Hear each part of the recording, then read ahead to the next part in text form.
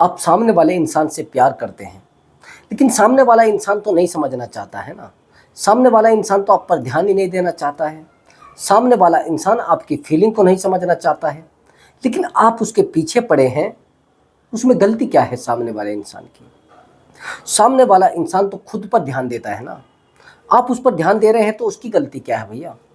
आप उसके लिए रो रहे हैं तो उसकी गलती क्या है? आप उसके लिए तड़पना चाहते हैं तो उसकी गलती क्या है?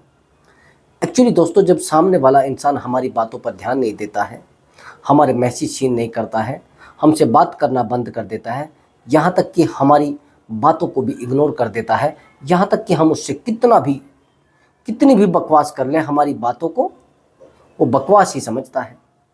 हम पर ध्यान नहीं देगा, हमारी खुशी पर ध्यान नहीं देगा, हमारे दुख पर ध्यान नहीं देगा। यहाँ तक कि हम कोशिश भी करेंगे कि किसी भी तरीके से इसको समझा लिया जाए, लेकिन वो समझना नहीं चाहता है।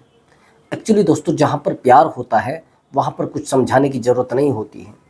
अगर आप अपने रिलेशनशिप में बार बार अपने पार्टनर को समझा देते हैं, बार बार समझा रहे हैं, बार बार उसके पीछे पड़े हैं समझाने के लिए कि किसी तरीके से आप मान जाइए ना, आप मुझसे प्यार करने लगे, आप मुझसे प्यार करने लगो।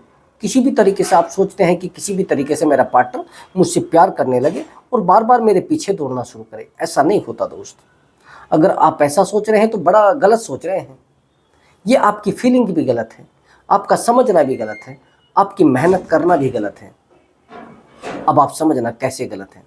एक्चुअली जब हम किसी चीज़ के पीछे ज़्यादा दौड़ते हैं, वही चीज़ हमसे उतना ही ज़्यादा आगे दौड़ती है। एक्चुअली रीज़न होता है ईगो का। मेरे पास एक कॉल आया, बड़ा डीपली कॉल था रात। मैं उससे बहुत सारे रिलेशनशिप को सुलझा सकता हूँ, बहुत सारी सिचुएशन को सुलझा सकता हूँ। एक्चुअली एक लड़का था, वो एक लड़की से बड़ा टूट कर प्यार करता था।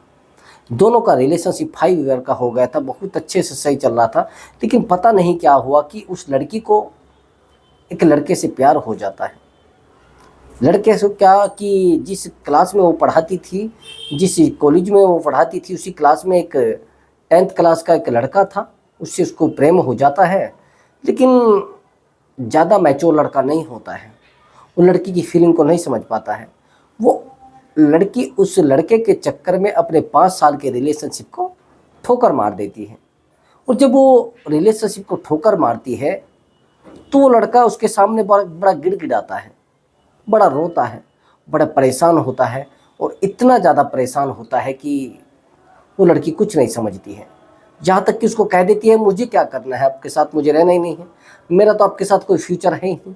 पता नहीं ऐसा क्या होता है। एक्चुअली जब वो दोनों परेशान हो जाते हैं तो परेशान होने के बाद वो लड़की उसको फाइनली मना कर देती है कि मुझे आपके साथ नहीं रहना है, मुझे तो इसके साथ रहना है।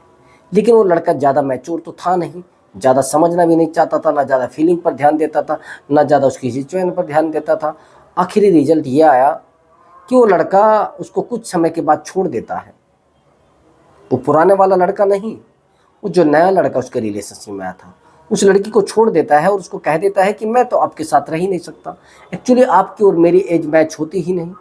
पता नहीं ऐसा क्या कारण हुआ कि दोनों रिलेशनशिप से एक दूसरे से दूर हो जाते हैं, कि जो नया रिलेशनशिप था ये टूट जाता है। अब वो लड़की परेशान होती है। परेशान होने के बाद वो लड़की उस लड़के के पास दोबारा चली जाती है जिस लड़के को वो छोड़ कर आई थी। लेकिन ये भी कंडीशन वहाँ से नहीं बन पाती है। वहाँ से लड़की को बिल्कुल भी सेटिस्फाई नहीं हो पाता है। लड़का उससे प्यार करना बंद कर देता है। एक्चुअली उस लड़के के लाइफ में एक दूसरी लड़की आ जाती है। उसी समय जब ये लड़की छोड़ती है तो उस लड़के की लाइफ में एक दूसरी लड़की आ जाती है। जब दूसरी लड़की आ जाती है तो पता नहीं चलता है कि दूसरी लड़की उस लड़के की लाइफ में आ चुकी है और वो एंजॉय करना लगता है। लेकिन वहीं पर जब लड़की दूसरी आ जाती है तो ये लड़की बड़ा परेशान होती है, बड़ी रोती है उसके सामने, उसको कहती है एक्चुअली मुझसे गलती हो गई, मुझे एक्सेप्ट कर लीजिए, किसी भी तरीके से। बार बार रोती है, बार बार गिड़गिड़ाती है, लेकिन लड़का नहीं समझ पाता है। वहीं पर वही लड़का किसी दूसरी लड़की के साथ रिलेशनशिप में आ जाता है। जब दूसरी लड़की के साथ रिलेशनशिप में आ जाता है तो ये लड़की और ज़्यादा हर्ट होती है, और ज़्यादा पेन इसको होता है। आखिरी रिजल्ट ये आता है कि वो लड़का इसको मना कर देता है कि मुझे आपके साथ रहना ही नहीं है, मैं आपके साथ बिल्कुल भी कंफर्ट नहीं हो पाता हूँ। आखिरी रिजल्ट ये है कि ये लड़की अब उसके लिए तड़प रही है। अब आखिरी रिजल्ट ये आ चुका है, वो लड़की भी उस लड़के को छोड़ चुकी है जो लड़का उस लड़की को छोड़कर गया था, यानी एक थर्ड पर्सन के साथ गया था इस लड़की को छोड़कर। वो लड़की भी उसको छोड़ने के लिए तैयार है, क्योंकि रीजन अब समझना, दोनों ही एक दूसरे को कंफर्ट दूसरे रिलेशनशिप में नहीं रख पा रहे हैं। जो लड़के ये कहते हैं ना कि सर मेरे रिलेशनशिप में थर्ड पर्सन आ गया है, तो सर मैं क्या करूं, कोई रास्ता है जिससे मैं थर्ड पर्सन को कैसे निकाल पाऊं, कोई रास्ता अगर कोई हो तो सर मैं किसी तरीके से मैनेज करूं। तो यहीं पर एक सेम कंडीशन आ जाती है कि किसी भी नए रिलेशनशिप में हम आसानी से कंफर्ट नहीं हो पाते और सामने वाले इंसान को आसानी से अपनी बात को नहीं समझा पाते, सामने वाले इंसान को अच्छे से मैनेज नहीं कर पाते हैं। अगर आपका पार्टनर आपको छोड़कर गया है और आपको लग रहा है कि मेरा पार्टनर किसी थर्ड पर्सन की वजह से, किसी तीसरे इंसान की वजह से मुझे छोड़कर गया है, उस तीसरे इंसान को कैसे निकालना है और कैसे अपनी लाइफ को सेटल करना है, कैसे अपने रिलेशनशिप को दोबारा मैनेज करना है, ये सब बातें अगर आपके रिलेशनशिप में हो रही है तो लास्ट तक इस वीडियो को आपको देखना पड़ेगा। इस वीडियो में टोटल वो टिप्स दिए जाएंगे जिससे आप अपने थर्ड पर्सन को रिलेशनशिप से कैसे भगाएंगे, कैसे अपने पार्टनर को दोबारा पाएंगे। अब समझना कैसे। एक्चुअली अगर कुछ बचा है रिलेशनशिप में, अगर फाइनली आपके पार्टनर ने आपको बोल दिया है कि मैं आपसे इरिटेट हो जाता हूँ और मैं आपके साथ रहना भी नहीं चाहता हूँ, मैं आपसे बिल्कुल परेशान हो चुका हूँ, मेरी लाइफ आपसे जुड़ी ही नहीं है, मैं बिल्कुल आपसे हर्ट हो जाता हूँ, मुझे आपसे कुछ अच्छा लगता ही नहीं, आप में कुछ अच्छा है ही नहीं, जब ऐसा आपका पार्टनर बोल दे तो भैया बड़ा हर्ट होता है, बड़ा पेन होता है और बड़ी परेशानी होती है। हाँ, अगर आपका पार्टनर आपको ये सब बातें नहीं बोलता है और कुछ बचा है रिलेशनशिप में, तो पार्टनर को आसानी से वापस लाया जा सकता है, आसानी से रिलेशनशिप में उसको मेंटेन किया जा सकता है, आसानी से अपने रिलेशनशिप में दोबारा लाया जा सकता है दोस्त। अब समझना कैसे। एक्चुअली जब अपना रिलेशनशिप अच्छा होता है उसी समय हम कुछ चीज़ों को भूल जाते हैं। जो जो चीज़ें हम भूलते हैं उन चीज़ों को थोड़ा ध्यान भी रखना होता है। कौन सी चीज़ें? एक्चुअली उस पार्टनर को बहुत ज़्यादा टाइम देना। जब आप बहुत ज़्यादा टाइम अपने पार्टनर को देते हैं, बहुत ज़्यादा समय आप अपने पार्टनर को देते हैं, तो बड़ी दिक्कतें होती है और बड़ी परेशानी होती है, बड़ी लाइफ ख़राब हो जाती है।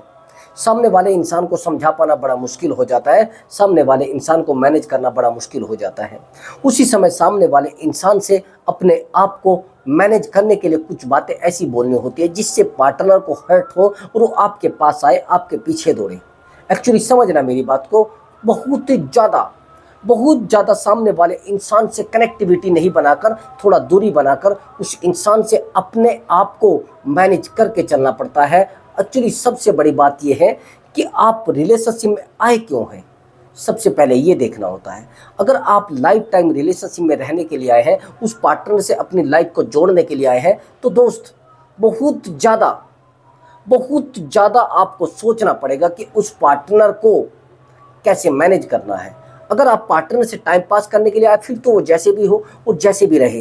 एक्चुअली आपका पार्टनर आपके साथ रिलेशनशिप में टाइम पास के लिए आया है, ये भी आपको समझना पड़ेगा। अगर आपका पार्टनर आपके साथ फ्यूचर के सपने नहीं देखता है और पार्टनर आपसे बात भी करता है लेकिन अच्छे से आपको मैनेज नहीं कर पा रहा है और आपको समझ भी नहीं रहा है, तो दोस्त कहीं ना कहीं आपका पार्टनर आपसे मस्ती करना चाहता है, आपसे ज़्यादा बात नहीं करेगा और वो आपको छोड़ेगा, आपके साथ ज़्यादा समय गुजारना भी नहीं चाहेगा।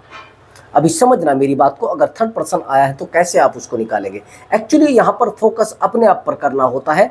जितने भी रिलेशनशिप है वो टूटते क्यों हैं, जब तक आप अपने ऊपर फोकस नहीं करते हैं और रिलेशनशिप में अपने पार्टनर के ऊपर सब चीज़ों का फोकस करते हैं, सब चीज़ों को पार्टनर पर डाल देते हैं, सब चीज़ें पार्टनर के ऊपर जाती हैं, पार्टनर ही सब चीज़ों को समझना पसंद करता है, तो भैया कुछ नहीं बचता रिलेशनशिप में।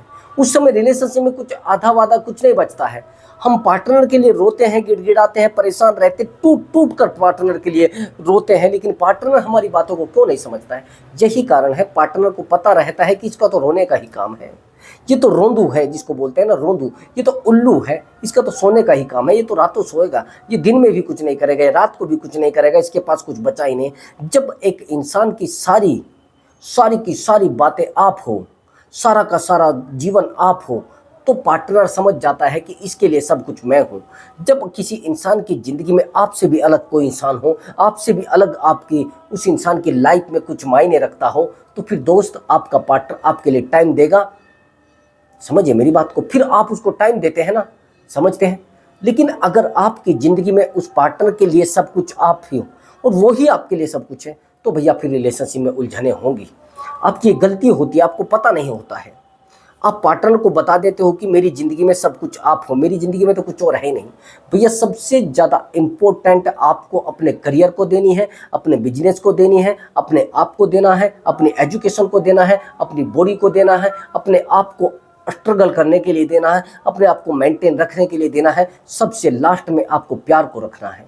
एक्चुअली जो इंसान प्यार को अपनी ज़िंदगी समझ लेता है, प्यार को ही सब कुछ समझ लेता है, उस इंसान की ज़िंदगी में आफत आना, उस इंसान की ज़िंदगी में लफड़े होना, उस इंसान की ज़िंदगी में दिक्कतें होना, मैं गारंटी के साथ कह सकता हूँ कि वो इंसान कभी अपने आप को संभाल नहीं पाएगा और कभी अपने आप को मैनेज नहीं कर पाएगा, कभी वो अपनी ज़िंदगी को मैनेज नहीं कर पाएगा, कभी रिलेशनशिप को मैनेज नहीं कर पाएगा। उसका रीज़न सबसे बड़ा समझ लेना, उसका रीज़न सबसे बड़ा ये होता है कि पार्टनर को सब कुछ पता लग चुका है, आप डिपेंडेड हो चुके हो, इंडिपेंडेंट नहीं। जब पार्टनर समझ जाता है कि ये इंसान मेरे ऊपर डिपेंडेड है, इंडिपेंडेंट नहीं है, तो आपको तड़पाना शुरू करता है, आपको रुलाना शुरू करता है, आपकी ज़िंदगी में वो खेल लिखना शुरू करता है जिन खेल को वो खेलकर आपके साथ मस्ती करता है।